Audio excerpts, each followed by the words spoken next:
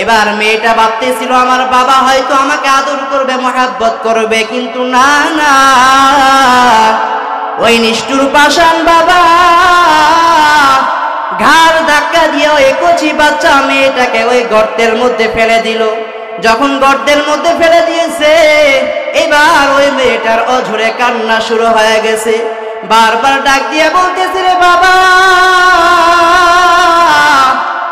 আমি এমন কি অন্যায় করেছি, এমন কি অপরাধ করলাম, তুমি আমাকে এভাবে হত্যার চেষ্টা করতেছো? আমি না তোমার কলিজার টুকরা মেয়ে সন্তান, আমাকে কেন তুমি হত্যা করবা? আমি তো এমন কোনো অন্যায় করি নাই, আমাকে তুমি মাফ করে দাও। এমন নিষ্ঠুর বাবা কোনো আওয়াজ দেয় না, মেয়েটাকে বাঁচাও দেয় না। সর্বশেষ যখন তাকে মেরেই ফেলবে সংকল্প করেছে, এবার সর্বশেষ ওই তার আপন মেয়েটা বলে, ও আব্বাজান, আপনার যদি অসম্মান হয়, আপনার মানে লেগে যায়, তাহলে আপনার কাছে আরজি পেশ করতেছি, আমাকে মাফ করে দেন। আমি এমন একটা জায়গায় চলে যাব, জিন্দেগিতে তোমার মতো বাবার পরিচয় দেব না, আমি দূর প্রদেশে চলে যাব, তারপরও আমি মাফ চাই। তোমার অসম্মানী হবে এটা আমি কখনো চাই না। এরপরও বাবাটা এবং নির্দয় বাবা দাহিয়া ওই সন্তান মেয়েটাকে আর বাঁচাইয়াই দিল না। সর্বশেষ যখন তাকে হত্যা করেছে, এবার যখন মেয়েটা তার দমটা চলে গেল, এবার বাবার অন্তরে একটু দাগ কেটে গেছে। আওয়াজ দিয়ে বলতেছে, হাই হাই, আমি এটা কি করলাম? আমার কলিজার সন্তান, তাকে আমি নিজ হাতে ধ্বংস করে দিলাম। আমার কলিজার সন্তানকে আমি হত্যা করেছি, এটা কি এমন অন্যায় করে ফেললাম? আফসোস যখন হয়েছে, যখন অন্তরে একটু ব্যথা হয়েছে, ততক্ষণ তার ওই সন্তানটা মারা পড়ে গেছে। তার সন্তানটা ওই গর্তের মধ্যে পড়ে পস্তাতে মারা গেল। এবার যখন আফসোস করে দৌড়াইয়া বিবির কাছে যায়, ও বিবি, আমি এটা কি করলাম? আমি তো আমার মেয়েটাকে নিজ হাতে ধ্বংস করে ফেলেছি, হত্যা করে ফেললাম।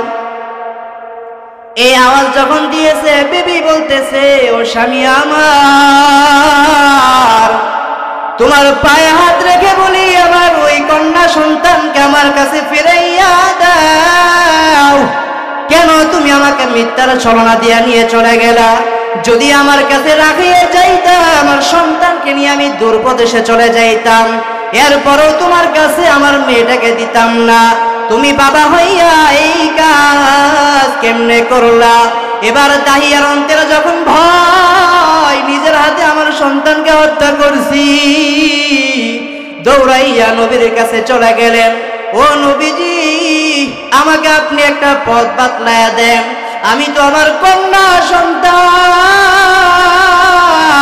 যে কলিজার সন্তানকে আমি স্ত্রীর মাধ্যমে জন্মগ্রহণ করিয়েছিলাম, আমি আমার নির্দয়তার কারণে, নির্মমতার কারণে আমি আমার সন্তানকে নিজ হাতে ধ্বংস করে দিলাম। আমার সন্তানকে, আমার মেয়ে কলিজার সন্তানকে আমি হত্যা করে মেরে ফেললাম। এখন তো আমার অন্তরে একটাই ভয়, ওই মালিক যদি আমাকে জিজ্ঞেস করে কি জবাব দিব? তবে আমার অন্তরে এই জন্য ভয় হয়, বড় খারাপ লাগতেছে। বলে, কি জন্য খারাপ লাগে? আমি যখন আমার মেয়েটাকে হত্যা করতেছিলাম, আমার মেয়েটা বড় মায়ার আওয়াজ দিয়ে বলতেছিলেন, ও বাবা, আমাকে মাফ করে দাও, আমি প্রয়োজনে তোমার থেকে অনেক দূরে চলে যাব। এরপরও আমার অন্তরে একটু দয়া হয় নাই। ও নবী, আমি তো এখন আর ওই আওয়াজকে বলতে পারতেছি না। ও নবী, আমাকে একটা পথ বাতলায়া দেন, আমি তো আর সহ্যই করতে পারতেছি না। আমি আমার বিবিকেও জবাব দিতে পারি নাই, আমার মেয়েটার আবদারও আমি রাখতে পারি নাই, আমাকে একটা পথ বাতলায়া দেন। এবার নবী বলে, এরে দাহিয়া, অন্যায় করেছো, অপরাধ করেছো।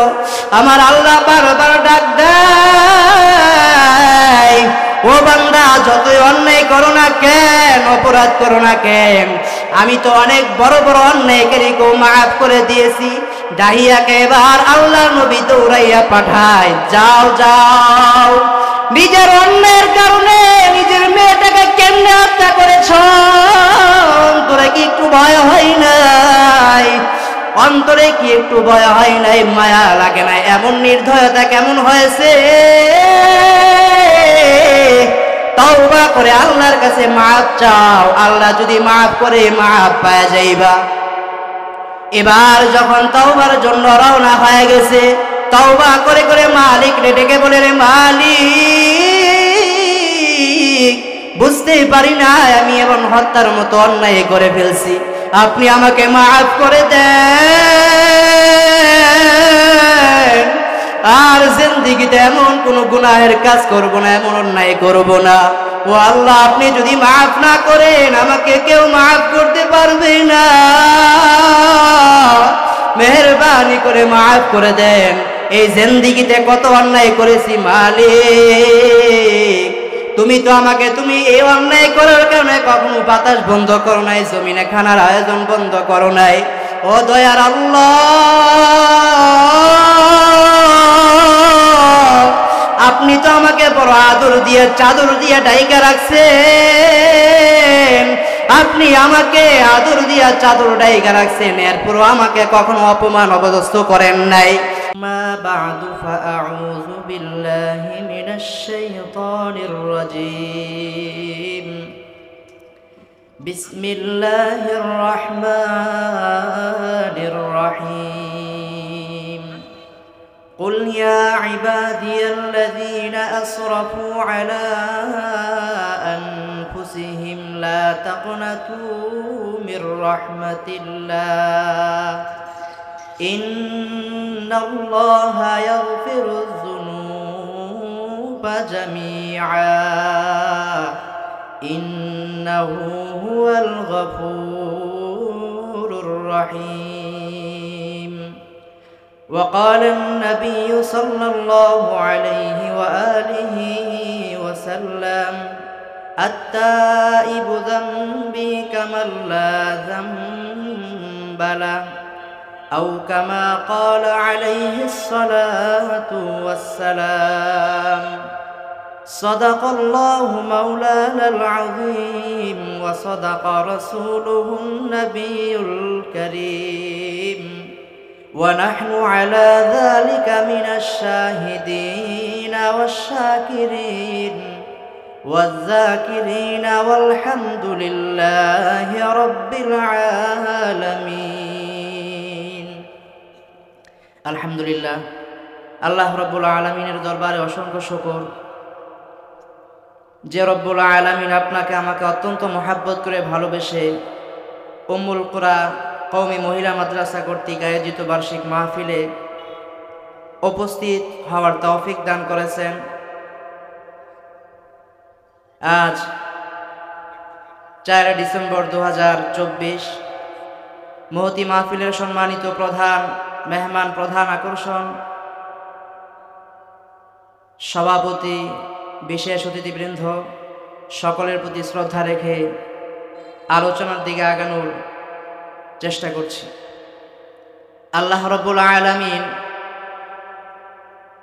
জগতের সমস্ত মানুষকে ডেকেছেন, বড় মহাব্বতের আওয়াজ দিয়ে ডেকেছেন, কুল ইয়া ইবাদিয়াল্লাযীনা আসরাফু আলা আনফুসিহিম। আল্লাহ তাআলা আপন বান্দাদেরকে ডেকেছেন যারা নিজেদেরকে গুনাহের কারণে নিজেদের উপর জুলুম করেছে, অত্যাচার করেছে, ওরা যেন আল্লাহ তাআলার দয়া থেকে, রহমত থেকে নিরাশ হয়ে না যায়। লা তাকনাতু মির রাহমাতিল্লাহ, যেন নিরাশ হয়ে না যায় আল্লাহ তাআলার রহমত থেকে। ইন্নাল্লাহা ইয়াগফিরুয যুনুবা জামিআ। আল্লাহ রাব্বুল আলামিন বলেন যে আমার রহমত থেকে ফেরত না যে নিরাশ না হইয়া আল্লাহর কাছে তাওবা করলে, ক্ষমা চাইলে, মাফ চাইলে আল্লাহ তাআলা বান্দাকে সাথে সাথে মাফ করে দেন। আল্লাহ বলেন যে আমি হলাম দয়ার মালিক, গফুরুর রহিম। রাসূল করিম সাল্লাল্লাহু আলাইহি ওয়াসাল্লাম বলেন যে গুনাহের পরে তওবা করনেওয়ালা, নিজের গুনাহের উপর আফসোস করে লজ্জিত হয়ে যে ব্যক্তি আল্লাহর কাছে সমীপে আরজ করবে, মাপ চাবে, রাসূল বলেন ওই ব্যক্তিটাকে এমনভাবে পবিত্র করে দেওয়া হয় যেমনিভাবে নবজাতক জমিনে আসে, যখন জমিনে একটা শিশু বাচ্চা ভূমিষ্ঠ হয়, ওই ব্যক্তিটার যেমন, ওই বাচ্চার যেমন কোনো গুনাহ থাকে না, আল্লাহ বলে যদি গুনাহের পরে আল্লাহর কাছে তাওবা করে তো ওই ব্যক্তিকে, ওই বান্দাকে আল্লাহ তাআলা ওইভাবে ক্ষমা করে দেন। এজন্য আল্লাহ তাআলা বারবার ডেকেছেন, বড় আদর করে ডেকেছেন যে বান্দা অন্যায় অপরাধ হতে পারে কিন্তু আমি আল্লাহর কাছে মাফ চাও, আমি আল্লাহ মাফ করে দেব। যতই অন্যায় করো না কেন, সমস্ত অন্যায় করার পরেও আমি আল্লাহ তো এমন দয়ার মালিক যে হাজারো গুনাহগার বান্দাকে, অপরাধীকে আমি মাফ করে দিয়েছি, অসংখ্য বান্দাকে আমি বিভিন্ন প্রকারে বিভিন্নভাবে আমি মাফ করে দিয়েছি। তুমি তো এমন কোনো গুনাহ করো নাই যে গুনাহের কারণে আমি আল্লাহর কাছে মাফ চাবা আর আমি আল্লাহ মাফ করব না। নিশ্চিত আমি দয়ার মালিক, গফুরুর রহিম। কথিত আছে আল্লাহর এক বান্দা এমনভাবে অন্যায় করতেছিল যে তার আপন সন্তানকে নিজ হাতে হত্যা করে ফেলেছে। তো আল্লাহ রাসূল সাল্লাল্লাহু আলাইহি ওয়াসাল্লামের কাছে একদিন এক যুবক এসে বললেন, ইয়া রাসূলুল্লাহ, আমি তো এমন গুনাহ করেছি, এমন অন্যায় করেছি যে অন্যায়ের কারণে আমার আল্লাহ মনে হয় আমাকে মাফ করবেন না, আমার আল্লাহ হয়তো আমাকে মাফ করবেন না, ক্ষমা করবেন না। আল্লাহ রাসূল বলেন, এই যুবক, কেন তুমি এমন কি অন্যায় করেছো, কি অপরাধ করেছো যে আমার আল্লাহ এত দয়ার মালিক তোমাকে মাফ করবেন না? ওই বান্দা বলতেছেন, ইয়া রাসূলুল্লাহ, আমি এমন একটা অন্যায় করেছি যে অন্যায়ের কথা আমার নিজেই প্রকাশ করতে লজ্জা হচ্ছে। কি করেছো? এবার আওয়াজ দিয়ে বলতেছে, আমি আমার আপন সন্তানকে হত্যা করে ফেলেছি। ইয়া রাসূলুল্লাহ, শুধু একটা সন্তান না, আমি এমনভাবে অসংখ্য অগণিত সন্তানকে আমি হত্যা করেছি। সর্বশেষ আমার নিজের আপন মেয়েটাকে আমি নির্মমভাবে হত্যা করে ফেলেছি। আমার জন্য কি ক্ষমার দুয়ার খোলা আছে? রাসূল করিম সাল্লাল্লাহু আলাইহি ওয়াসাল্লাম বলেন, রে ভাই, তুমি যদি আমি মালিকের কাছে, আল্লাহর কাছে তওবা করে নেও, ওই মালিক তোমার তওবা করতে দেরি হবে, মুহূর্তের মধ্যে তোমাকে মাফ করতে একটা মিনিট সময় দেরি করবে না। আমার মালিক তো এমন দয়ার মালিক, হাজারো অন্যায় করার পরেও যদি একবার বলা হয়, ও মালিক, আসমানের দিকে দুইটা হাত বাড়াইয়া বলি যদি, আল্লাহ, আমার অন্যায় হয়ে গেছে, গুনাহ করে ফেলেছি, শয়তানের ধোঁকায় গুনাহ করে ফেলেছি, মেহেরবানি করে মাফ করে দেন। আল্লাহ তাআলা চাওয়া মাত্রই বান্দাকে মাফ করে দেয়। আল্লাহ রাসূলের কাছে যখন ঘটনা বর্ণনা করতেছেন, বলতেছেন, আমি এমনভাবে নির্মমভাবে আমার সন্তানকে হত্যা করেছি। আমি একদিন আমার দূর সফরে যখন রওনা হয়ে যাব, অনেক দূরে সফর, দীর্ঘ কয়েক বছরের সফরের জন্য আমি রওনা হয়ে যাব। আমি রওনা হয়ে গেলাম, আমার স্ত্রীটা এমন একটা সময়, আমি আমার স্ত্রীকে বললাম, ও স্ত্রী, যদি তোমার গর্বে, আমি তো দূর সফরে রওনা হয়ে যাচ্ছি, যদি তোমার গর্বে কোনো মেয়ে সন্তান হয় সাবধান, যদি কোনো ছেলে সন্তান হয় বড় আদর করে তাকে জমিনে বাঁচায়া রাখবা, আর যদি কোনো মেয়ে সন্তান হয় তাহলে সাবধান, তাকে বাঁচায়া রাখা যাবে না। এই কথা বলে তারা সফরে রওনা হয়ে গেলেন। এবার ওই তাহিয়া নামের যুবক যখন রওনা হয়ে গেছেন, দীর্ঘ কয়েক বছর পর ওই তার স্ত্রীর গর্ভে যখন মেয়ে সন্তান হয়ে গেল, একজন মা কাছে যখন এই আরজি পেশ করে গেলেন, নসিহত করে গেলেন, তার স্বামী যখন বললেন যদি মেয়ে সন্তান হয় সাবধান, তাকে জমিনে বাঁচাইয়া রাখবা না, সঙ্গে সঙ্গে তাকে ইন্তেকাল দিয়া, তাকে মৃত্যু দিয়া, হত্যা করে করে তাকে জমিন থেকে বিদায় করে দিবা। এবার যখন দাহিয়া এই কথা বলে চলে গেলেন, দীর্ঘ কয়েক বছর পর সন্তান এসেছে, ছেলে সন্তান না মেয়ে সন্তান হয়েছে। মায়ের মন কত আকর্ষণ বাচ্চার জন্য। মা তো কখনো পারবে না তার সন্তানকে নিজ হাতে হত্যা করার জন্য। একটা আদর্শবান মা কখনোই পারবে না তার মাকে, তার সন্তানকে নিজ হাতে হত্যা করবে। এই জন্য তার স্বামীর কথাটা রাখতে পারে নাই। মা চিন্তা করেছে সন্তানকে যদি আমি সুন্দরভাবে আওয়াজ শিখায়া দেই, আব্বা আব্বা বলে ডাকটা যদি আমি শিখায়া দেই, হয়তো তার বাবার কাছে যখন ফেরত আসবে তখন হয়তো সন্তানকে হত্যা করবে না। কিন্তু দাহিয়া এমন এক যুবক, দীর্ঘ অনেকগুলো সন্তানকে হত্যা করেছে নির্মমভাবে, অন্তরে একটু পরিমাণ দয়াও হয় না। সর্বশেষ যখন এই দাহিয়া বাড়ি ফেরত আসলেন, ওই মেয়েটাকে যখন দেখে বলে, ও বিবি এই মেয়েটাকে, সন্তানটা কার? ও স্বামী এই সন্তানটা হলো তোমার, তোমার চেহারার সাথে কেমন যেন মিল পাওয়া যায়, তোমার মতোই দেখা যায়, তোমার দরদ কি আমি আকলায় রাখার জন্য হত্যা করতে পারি নাই। এবার দাহিয়া আওয়াজ দেয়, এরে স্ত্রী কি করলা?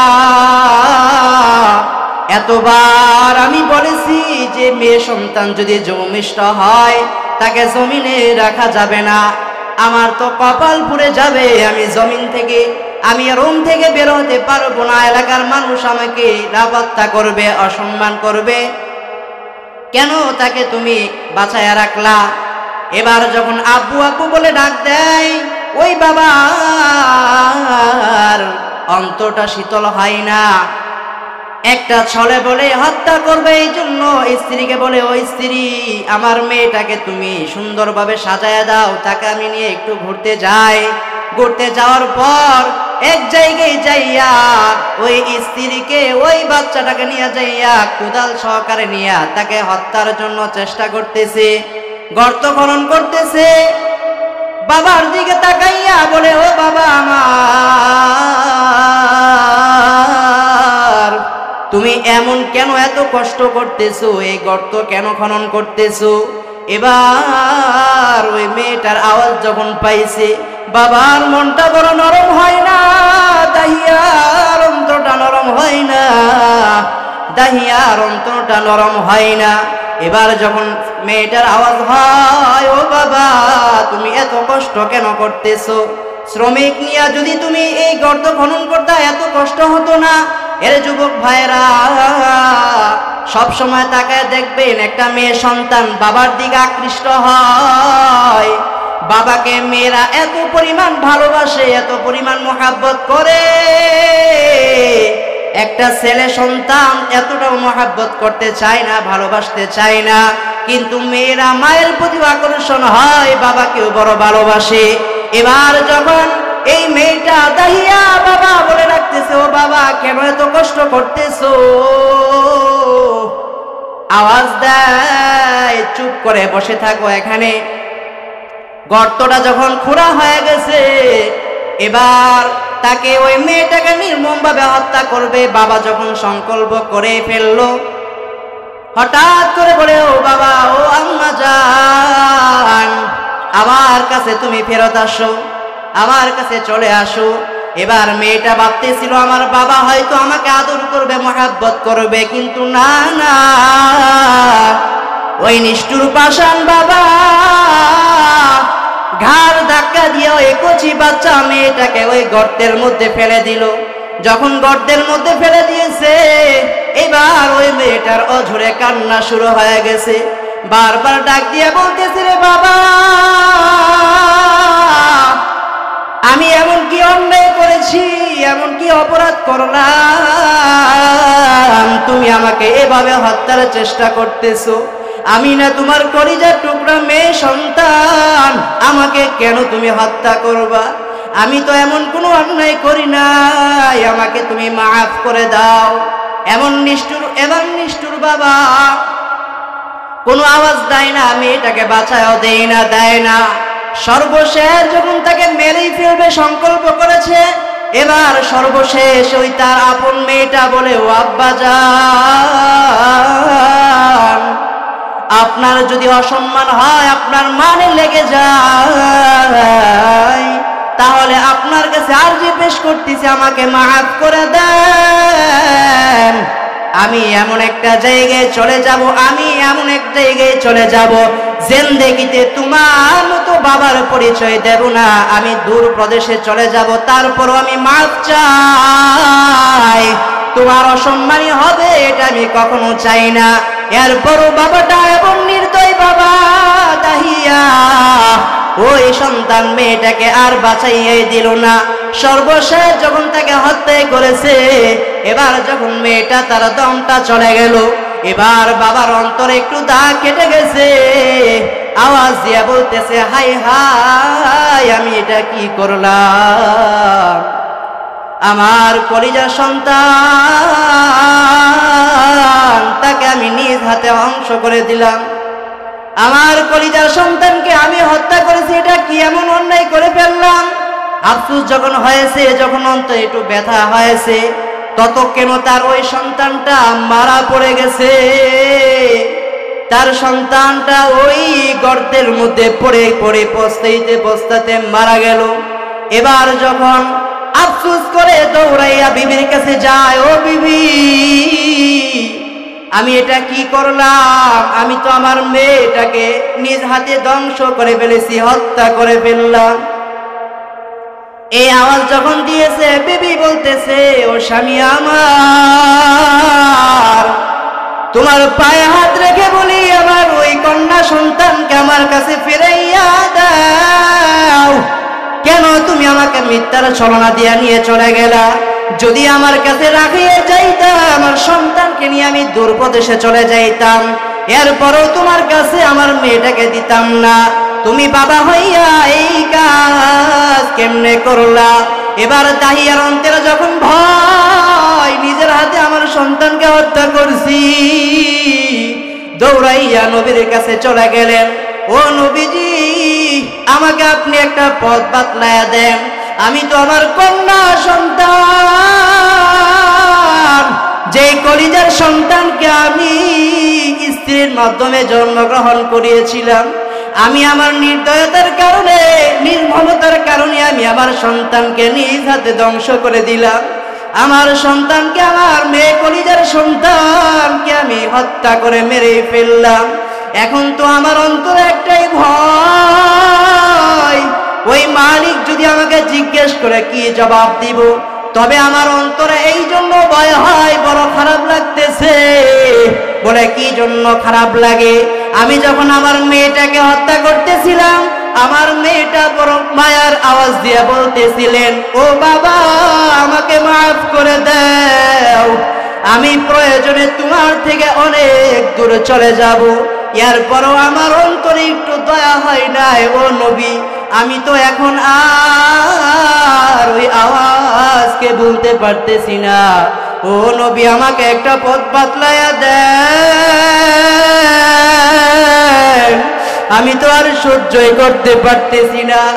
আমি আমার বিবিকেও জবাব দিতে পারি নাই, আমার মেয়েটার আবদারও আমি রাখতে পারি নাই, আমাকে একটা পথ বাতলায়া দেন। এবার নবী বলে, এরে দাহিয়া, অন্যায় করেছ, অপরাধ করেছ। আমার আল্লাহ বারবার ডাক দেয়, ও বান্দা, যতই অন্যায় করো না কেন, অপরাধ করো না কেন, আমি তো অনেক বড় বড় অন্যায়কারীকেও মাফ করে দিয়েছি। দাহিয়াকে এবার আল্লাহ নবী দৌড়াইয়া পাঠায়, যাও যাও, নিজের অন্যায়ের কারণে নিজের মেয়েটাকে কেমনে হত্যা করেছ? তোরা কি একটু ভয় হয় নাই? অন্তরে কি একটু ভয় হয় নাই, মায়া লাগে নাই? এমন নির্দয়তা কেমন হয়েছে? তওবা করে আল্লাহর কাছে মাফ চাও, আল্লাহ যদি মাফ করে মাফ পাওয়া যাইবা। এবার যখন তওবার জন্য রওনা হয়ে গেছে, তওবা করে করে মালিক ডেকে বলে, রে মালিক, বুঝতেই পারি না আমি এমন হত্যার মতো অন্যায় করে ফেলছি, আপনি আমাকে মাফ করে দেন, আর জিন্দেগিতে এমন কোন গুনাহের কাজ করব না, এমন অন্যায় করব না। ও আল্লাহ, আপনি যদি মাফ না করেন আমাকে কেউ মাফ করতে পারবে না, মেহেরবানি করে মাফ করে দেন। এই জিন্দেগিতে কত অন্যায় করেছি মালিক, তুমি তো আমাকে, তুমি এই অন্যায় করার কারণে কখনো বাতাস বন্ধ করো নাই, জমিনে খানার আয়োজন বন্ধ করো নাই। ও দয়ার আল্লাহ,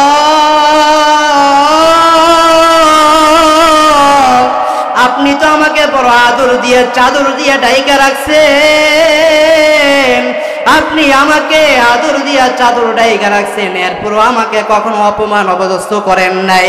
ও মালিক, তওবা করেছি আর কখনো অন্যায় করব না, আমাকে আপনি মাফ করে দেন। আল্লাহ বলে, বান্দা যদি আমার কাছে এমন ভাবে মাফ চাও, আমি আল্লাহ তোকে মুহূর্তের মধ্যে মাফ করে দেব। আমি মালিক তো এমন নির্দয় না রে দাহিয়া, আমার কাছে মাফ চেয়েছো, আমি মাফ করে দিলাম, আর সামনে থেকে এমন নাই করবা না। এরে যুবক ভাইয়েরা, এ মুরব্বী বাবারা, ও পর্দার আড়ালের মারা, ও বোনেরা, তওবা করে নাও। অন্যায় যদিও হয়ে থাকে, এরপরও অন্যায়ের জন্য লজ্জিত হয়ে আল্লাহর কাছে মাফ চাও। মুসা নবীর জামানার মধ্যে মুসা, কিছু এলাকার মানুষ এসেছে, এ মুসা, দীর্ঘদিন পর্যন্ত আমাদের এখানে বৃষ্টি হয় না, জমিনটা উর্বর হয়ে গেছে, জমিনটাও নষ্ট হয়ে গেছে। মুসা নবী এবার বলতেছে কি জন্য এমন হয়েছে? এবার মুসা নবীকে জবাব দেয়, জানি না, আমাকে আমাদের জন্য বৃষ্টির জন্য দোয়া করেন, বৃষ্টির জন্য দোয়া করেন। এবার মুসার জন্য যখন দোয়া করতেছে, বৃষ্টির জন্য দোয়া করতেছে, এবার মুসা 70,000 কাফেলা লইয়া দীর্ঘ মানুষদেরকে নিয়ে যখন দোয়া করতেছে, আল্লাহর কাছে বলে, ও দয়ার মালিক, এই জমিনে বৃষ্টি হয় না, তোমার গজব নেমে এসে পড়েছে, আপনি এদেরকে মাফ করে দেন, জমিনে বৃষ্টির ব্যবস্থা করে দেন, এদের বাচ্চাগুলোরও কষ্ট হয়, জমিনে উর্বর হয়ে গেছে, এদেরকে মাফ করে আপনি বৃষ্টি দিয়ে দেন। এবার যখন আর আওয়াজ হচ্ছে না, মুসা নবীর আওয়াজ, দোয়াটা যখন কবুল হয় না, আল্লাহ রাব্বুল আলামিন মুসা নবীকে জানায় দিলেন, রে মুসা, তুমি যাদেরকে নিয়ে দোয়া করতেছো, তুমি যাদেরকে নিয়ে দোয়া করতেছো, এখানে এমন একটা যুবক আছে, যে যুবককে যদি উঠাইয়া না দাও, আমি আল্লাহ তোমাকে বৃষ্টি দেব না। এবার যখন মুসা নবী আলান করেছে, কে আছে এমন যুবক অন্যায়কারী, দীর্ঘ 40 বছর পর্যন্ত অন্যায় করেছো, অপরাধ করেছো, জিনার মতো অপমান করেছো, যদি তুমি এখান থেকে ফারেক না হও, বের হয়ে না যাও, আমি কানটা ধরে উঠাইয়া দিব। এবার মুসা নবীর আওয়াজের পর ওই বান্দা আফসোস করে লজ্জিত হয়ে আল্লাহর কাছে মাফ চায়, ও আল্লাহ, এতদিন পর্যন্ত আমাকে আপনি তো লজ্জিত করেন নাই, এখন কেন লজ্জিত করবেন? এবার যখন লজ্জিত হয়ে আল্লাহর কাছে মাফ চেয়েছে, মালিক মাফ করে দিয়েছেন। এবার মুসা নবী বলতেছিলেন, যার জন্য, হে আল্লাহ, আপনি যার জন্য বলেছিলেন যদি উঠে না যায় আপনি বৃষ্টি দিবেন না, এখন কেন বৃষ্টি দিয়েছেন? আল্লাহ বলে, আমি যার জন্য বলেছিলাম বৃষ্টি দিব না, আমি এখন তার জন্যই বৃষ্টি দিয়ে দিয়েছি। এ পয়গম্বর নবীর আশিক উম্মতের দল, অন্যায় হতে পারে, আমার মালিকের দয়ার থেকে তোমার অন্যায় বেশি না, মালিকের কাছে তওবা করে নাও, চোখের পানি ফেলাইয়া সাহাবায়ে কেরামের মতো কান্নার আওয়াজ দিয়ে মাফ চাও। আল্লাহ বলে, মুহূর্তের মধ্যে আমাদের সবাইকে আল্লাহ তাআলা মাফ করে দিবেন। এই জন্য বান্দা, কে কে এমন আছো যে আল্লাহর কাছে তওবা করে মালিকের কাছে ক্ষমা চেয়ে তওবা করবা? দুইটা হাত আমার আল্লাহকে দেখায়া দিই। আল্লাহ রাব্বুল আলামিন আমাদের সকলকে তওবা করার তৌফিক দান করুক। ওয়া মা আলাইনা ইল্লাল বালাগ।